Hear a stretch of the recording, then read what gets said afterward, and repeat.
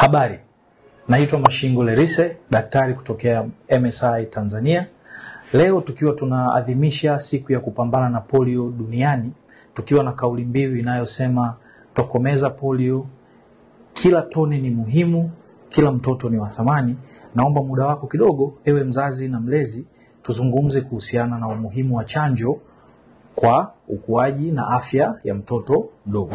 Chanjo inaweza kuokoa maisha ya mtoto wako, na kila mzazi na mlezi ana jukumu la kuhakikisha mtoto anapatiwa chanjo hizi muhimu kwa wakati.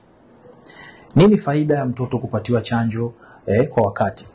Faida ya kwanza kabisa, inamlinda na magonjwa hatari ikiwemo polio, surua na hata homa ya ini, lakini vile vile inamweka mtoto kwenye afya bora na inamsaidia kwenye ukuaji. Faida ya tatu ya chanjo na kinga hii muhimu ni kuhakikisha inapunguza gharama za matibabu kwa familia na hata taifa kwa ujumla, hasa ikizingatiwa gharama za matibabu kwa watoto walioko chini ya miaka 5 zote zinagharamikiwa na serikali.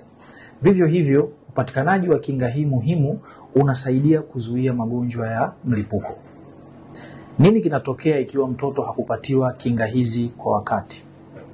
Madhara ambayo mtoto anaweza akapata asipopatiwa chanjo hizi muhimu ni pamoja na mtoto anakuwa kwenye hatari ya kuugua magonjwa kama surua, tete kuwanga, homa ya ini na mafua makali.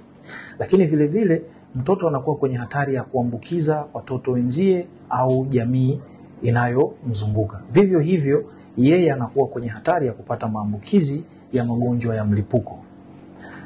Mbali zaidi, mtoto asipopatiwa chanjo inaweza ikampelekea kuathiri ukuaji wake, kuugua magonjwa haya, lakini hata kupoteza maisha. Ewe baba, ewe mama, ewe mlezi, hakikisha mtoto wako anapatiwa chanjo hizi muhimu kwa wakati. Ukiwa na maswali, ukihitaji ushauri wa chanjo ipi na wakati sahihi wa kupewa kwa mwanao, wasiliana nasi kupitia namba hizi zilizoko hapa chini au tembelea kituo chetu kilicho karibu nawe. MSI Tanzania, afya yako, chaguo lako, hatima yako. Karibuni sana.